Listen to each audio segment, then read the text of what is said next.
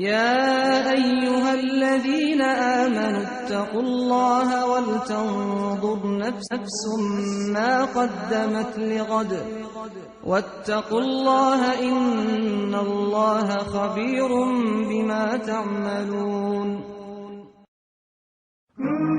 adduunyada si walba ay u dheer tahay waa midii soo gaabataa, si walba ay u weyn tahayna waa mid liidataa. waxaa imaan doona maalin lagu geyn doono firaashkaagii dhabta ahaa. waxaad doonay inaad macsalaamayso carruurtaadii laakiin ma awoodid.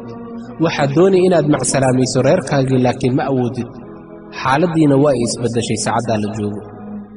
maalinta indhahaaga la soo dabooli doono, garabkaagii gacmahaaga laisku keeni doono. waxaad doonaysaa inaad hadashid laakiin ma kartid. waxaad doonay inaad wax tidhaahdo laakiin ma kartid. oo sakaraadka dhimashadu waxay ku imaan doontaa xaq.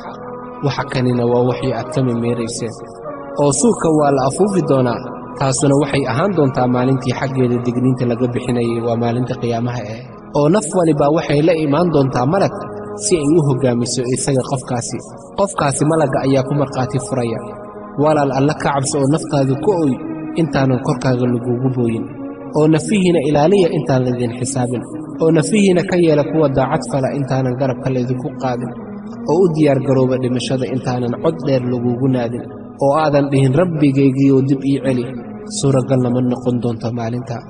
haa wallaahi walaal, waxaa qasab ah inaad ka tagdo dunidan. wakhtiga oo dheeraada ama soo gaabta waxaa imaan doonta maalintaasi oo aad nolosha macsalamayn doonto. laakiin walaal alle ayaan kugu dhaariye, sidee ayay ahaan doontaa xaaladda markaasi? saacaddaasi aad ka tegi doonto dunidii, markaasi oo dadka ay ka dildhacaan toobada, runsheegista iyo u diyaargaroobidda aakhiro. si walba ay rajadu u dheer tahay, alla weyne wuxuu yidhi, ee u daa inay wax cunaan oo raaxaystaan, oo u daa inay ku mashquulaan hididiila been ah. way ogaan doonaane dhammaan waa ay dhiman doonaan ilaa iyo sharaf badnaha sareeyaha maahee. wax kastoo dhulka korkiisa way halaagsami doonaan. oo wejiga rabbigaaga weynaanta iyo haybadda badan baa waari doona weligii. dhammaan wax waliba waa ay dhiman doonaan. maxaa yeele alla weyne wuxuu ku yidhi nebigiisa moxamed sala allahu calayhi wasalam, xaqiiqdii adiga moxamedow sala allahu calayhi wasalam waa dhiman doontaa. oo xaqiiqdii iyagana waa ay dhiman doonaan. sidaas oo kale alla weyne wuxuu ku yidhi nebigiisa moxamed sala allahu calayhi wasalam, ma aanan siinin qofna waarid horta adiga moxamedow sala allahu calayhi wasalam. ee haddii aad dhimato ma iyagaa waaraya oo noolaanaya weligood. naf waliba waa tii dhadhamisaa dhimashada. walaal suurayso nebiga naxariis iyo nabadgelyo dushiisa ha ahaatee oo sakaraad ka saaran yahay. walaal suurayso nebiga naxariis iyo nabadgelyo dushiisa ha ahaatee oo sakaraad ka saaran yahay. gabadhii nebiga faadima allaha ka raali noqday waxay aragtay aabbaheed oo sakaraad ka saaran yahay. markaasi ayay tidhi, alla aabbahay kurbaa saaranay, alla aabbahay kurbaa saaranay, alla aabbahay kurbaa saaranay.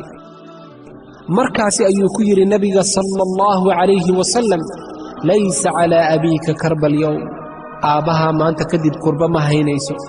markaasi ayuu nebiga naxariisii nabadgelyo dushiisa ha ahaatee u yeertay xasan iyo xuseen oo dhunkaday, oo khayr u dardaarmay, oo afooyinkiisa u yeertay oo wacdiyey waaniyey. xanuunkii sakaraadkii ku sii siyaaday oo xoogaystay, waxaana ka soo baxay suntii uu Khaybar ku cunay saamaynteedii, ilaa uu ka yidhi caaishaay waxaa ii dhadhamaya suntii aan Khaybar ku cunay. waxaa la soo gaaray xilligii ay suntaasi wadkayga noqon lahayd. markaas ayuu dadkii la dardaarmay rasuulka alle naxariisii nabadgelyo dushiisa ha ahaatee dardaarankii ugu dambeeyey. war salaada iyo wixii ay midigtiina hanato marar badan ayuu ku celishay rasuulka alle sala allahu calayhi wasalam. sakaraadkii baa ku sii siyaaday oo markaasi caaisho dhabteedii ku tiirisay. markaasina waxaa hortiisa yiilay weel yar oo biyo ay ku jiraan oo gacanta gashaday, wejigana marsaday isagoo leh, laa ilaaha ila allah inna lilmowti sakaraat, laa ilaaha ila allah inna lilmowti sakaraat, laa ilaaha ila allah inna lilmowti sakaraat.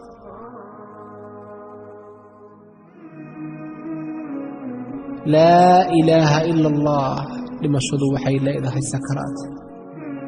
laa ilaaha ila allah, dhimashadu waxay leedahay sakaraat.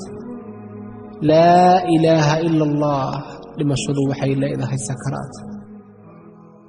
oo markii uu dhammaystay wuxuu farta u taagay kor, indhihiisana saqafka kore bay eegeen oo waa ay taagmeen. oo bushimihiisii nuunuuxiyey. Caaishana waxay maqashay isagoo leh, allow igu dar kuwa aad u nimcaysay la jirka nebiyada, runsheegayaasha, shahiidyada iyo saalixiinta. allow ii naxariiso oo ii dembi dhaaf oo kulanka sare iga dabagee. markaasi rasuulka alla sala allahu calayhi wasalam gacantiisii waa ay liicday oo rafiiqyadiisii waa uu ka daba tegay suubanihii sala allahu calayhi wasalam. innaa lilaahi wa innaa ilayhi raajicuun, innaa lilaahi wa innaa ilayhi raajicuun, innaa lilaahi wa innaa ilayhi raajicuun. markii uu rasuulkii geeriyooday waxay Faadimo tiri,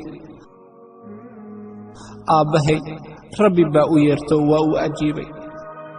aabbahay jannadii firdowsaa hoygiisa yahaye. aabbahay geeridiisa jibriil baan gaarsiinaynaaye. walaal suurayso qofka dhintay waa qofkee? waa kuma? waa kee ayuu yahay qofkaasi? qofkaasi dhintay muxuu alla weyne agtiisa ka yahay? waa qofka keliya uu alla weyne magaciisa barbar dhigay qalqigiisa oo dhan.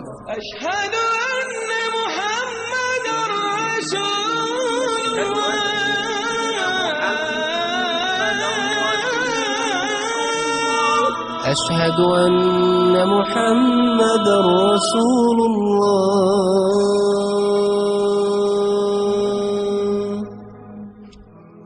شرف بدنها رنلوغا ددوناجيها عيب كسلينك ودقون بدنها ودقها أومنك ودن وقفكاسي قفك دنتي سيدي أي لمشدي سكوسا مينيسا ولال سيدي أي أديق حالة هذا نقوم دونتا ولال dhammaan waa ay dhiman doonaan ilaa iyo sharaf badnaha iyo cizi weynaha alla weyne subxaanahu wa tacaala. alla ka cabsada addoommadii allow. cimriga si walba uu u dheeraado waa mid gaaban doona. adduunyada si walba ay u dheer tahay waa mid liidataa.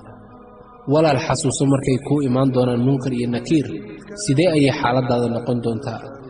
sidee ayay xaaladaada noqon doontaa marka uu dhawaaqo Israafiil oo suurka la afuufo oo lagu keeno banka qiyaamo adigoo cagacad oo qaawan oo buuriye qab ah, qoraxdana u jirto madaxaaga qadar yar oo meyl ah. oo markaasi alla weyne uu ku yidhaahdo aabbaheen aadan uu ka soo saara qaybtii naarta loo darbay ee loo diyaarshay ubadkaaga. markaasi wuxuu odhan doonaa ka imisa allow? wuxuu allaah ku odhan doonaa 999. oo markaasi ayay carruurtii ciroolo noqon oo hilmaami nuujisadii wixii ay nuujinaysay, oo mid walba uuray ah uurkeedii dhigi doontaa, oo aad arki doontaan dadkii sidii wax sarqaansan, laakiin ma aha wax sarqaansan laakiin cadaabta alla ayaa ah mid daran maalintaasi.